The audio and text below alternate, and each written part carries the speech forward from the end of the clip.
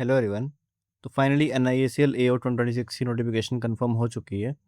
अगर आप bank exam की प्रिपरेशन कर रहे हो तो आपको पता होगा कि इंश्योरेंस की जो नोटिफिकेशंस है वो हमारे लिए कितनी ज़्यादा वैल्यूएबल होती है। तो अगर आप एक stable high paying government job का वेट कर रहे हो जिसमें बेसिक पे 82,000 प्लस हो और वर्क लाइफ बैलेंस भी बहुत अच्छा हो, जिसमें 5 डे वीक भी मिलता हो, तो ये वीडियो आपके लिए बहुत इंपॉर्टेंट है। इस वीडियो में हम डिस्कस करेंगे कि इसकी नोटिफिकेशन कब तक आ जाएगी और इसमें कितनी वैकेंसीज आने वाली है इस बार, इसका एग्ज़ाम पैटर्न क्या रहता है, इसमें एज क्राइटेरिया क्या है और एजुकेशनल क्वालिफिकेशन क्या चाहिए होती है। ठीक है, तो सब कुछ हम बहुत डिटेल में डिस्कस करेंगे।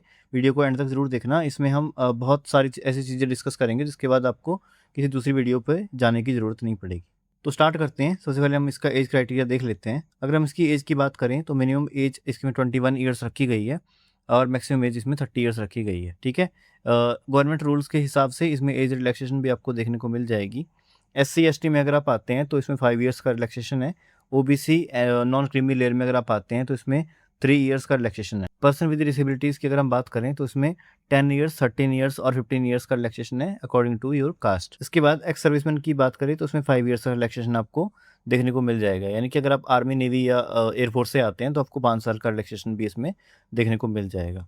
इसके बाद हम बात करते हैं एजुकेशन क्वालिफिकेशन की। मिनिमम क्वालिफाइंग क्राइटेरिया इसमें ग्रेजुएशन है। अगर आपने ग्रेजुएशन करी हुई है तो आप इसमें एलिजिबल है, अप्लाई कर सकते हैं।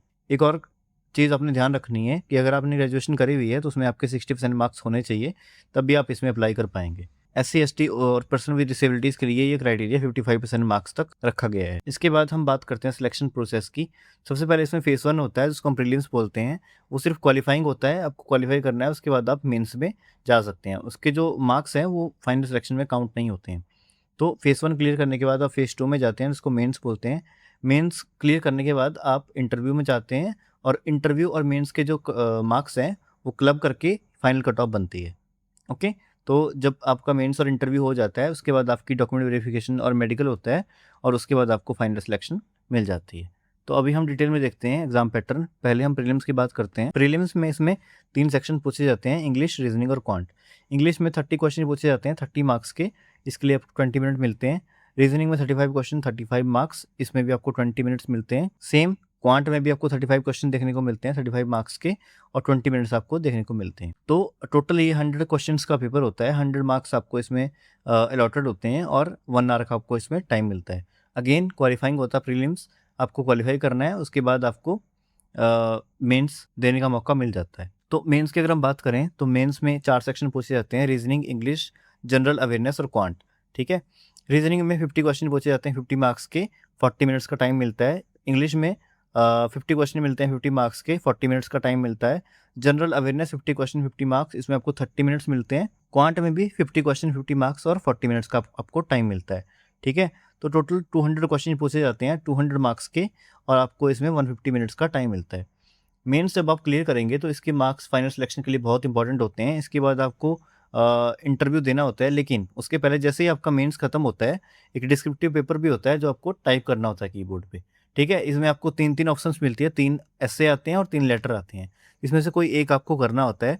एस्से 20 मार्क्स का होता है और लेटर 10 मार्क्स का होता है। तो टोटल 30 मार्क्स का ये पेपर होता है। जैसे ही आपका मेंस खत्म होता है उसके साथ ही ये डिस्क्रिप्टिव पेपर स्टार्ट हो जाता है। इसके बाद हम नेगेटिव मार्किंग देख लेते हैं। नेगेटिव मार्किंग अगर आप ऑब्जेक्टिव जो भी पेपर होगा जैसे प्रीलिम्स और मेंस में, डिस्क्रिप्टिव को छोड़ के अगर आप कोई भी क्वेश्चन गलत मार्क करते हैं तो आपका 1/4 मार्क्स उसमें कट जाता है। ठीक है, अगर आप कोई क्वेश्चन छोड़ते हैं तो उसमें कोई पेनल्टी नहीं लगती है आपको। ठीक है, तो ध्यान से करना जैसे आप प्रिपरेशन कर रहे हैं मॉक्स में, तो एक्यूरेसी थोड़ी मेंटेन करके चलना ताकि आपके मार्क्स कट होने के चांसेस कम हो जाएं। इसके बाद हम इसका सैलरी स्ट्रक्चर देख लेते हैं जो कि बहुत ज़्यादा इंपॉर्टेंट है। सैलरी में अगर हम बात करें इसकी बेसिक पे, जैसे मैंने पहले बताया था आपको स्टार्टिंग में, 82,485 है। अभी इसकी सैलरी रिवाइज़ हुई है। ठीक है, तो इसके बाद अब इसकी सैलरी बहुत बढ़ गई है। इसके बाद DA इसमें लगता है, house rent allowance, city compensatory allowance, special allowance, fixed personal allowance, learning allowance, बहुत सारे अलाउंसेस होते हैं इसमें। तो आपकी जो इन हैंड सैलरी बनती है मिक्स मेट्रो सिटी की अगर हम बात करें तो 1,79,000 के अराउंड बनती है। उसके बाद इसमें बहुत सारी डिडक्शंस होती हैं, जैसे PF हो गया, NPS हो गया, प्रोफेशनल टैक्स हो गया, JAS हो गया, ग्रुप मेडिकल प्रीमियम हो गया और अदर डिडक्शंस को मिला के 35,000 के अराउंड आपकी डिडक्शंस बन जाती हैं। तो ये आपकी इन हैंड पे बनती है 1,43,000 के अराउंड। ठीक है, मुंबई सिटी की अगर हम बात करें तो इतनी आपको सैलरी देखने को मिलेगी। इसके अलावा आपके बहुत सारे अलाउंसेस इसमें होते हैं जो मैंने यहाँ पे ऐड किए हैं नीचे, जैसे लीव ट्रैवल बेनिफिट हो गया, मेडिकल बेनिफिट्स हो गए फैमिली के लिए और अपने लिए, ग्रुप पर्सनल एक्सीडेंटल इंश्योरेंस हो गई, उसके बाद एनपीएस हो गया, ग्रेच्युटी हो गई, और बहुत सारे और भी अलाउंसेस होते हैं जो आपको नोटिफिकेशन में देखने को मिल जाएंगे। ठीक है, तो सैलरी बहुत अच्छी है इस पोस्ट पे, और बहुत अच्छा वर्क लाइफ बैलेंस भी आपको मिलता है। अगर आप बैंकिंग एस्पिरेंट है तो आपको पता होगा कि इस पोस्ट की क्या वैल्यू है। ठीक है, इसके बाद हम वैकेंसीज देख लेते हैं प्रीवियस ईयर की। लास्ट टाइम 25 में नोटिफिकेशन कंडक्ट हुई थी, तो उस टाइम 550 के अराउंड वैकेंसीज थी। 2024 की अगर हम बात करें तो 170 वैकेंसीज थी, और 2023 में 450 वैकेंसीज थी। लेकिन इस बार क्योंकि स्पेशलिस्ट की वैकेंसीज भी आएगी और जर्नलिस्ट में भी काफ़ी ज़्यादा रिटायरमेंट हुई है, तो आपको इसमें 700 के अराउंड वैकेंसीज देखने को मिल जाएगी। ठीक है, तो प्रिपरेशन बहुत अच्छे से करो, ये मौका बार बार नहीं आएगा, क्योंकि बहुत कम चांसेस होते हैं इंश्योरेंस के एग्ज़ाम्स कंडक्ट होने के। तो अभी आ रहे हैं, तो आप इस मौके को ग्रैब करो। तो अगर आपको कुछ भी पूछना हो तो आप टेलीग्राम पे मैसेज कर सकते हो। व्हाट्सएप चैनल और टेलीग्राम चैनल के लिंक मैंने डिस्क्रिप्शन में दे दिए हैं, वहाँ से आप ज्वाइन कर सकते हो। ठीक है, थैंक यू सो मच।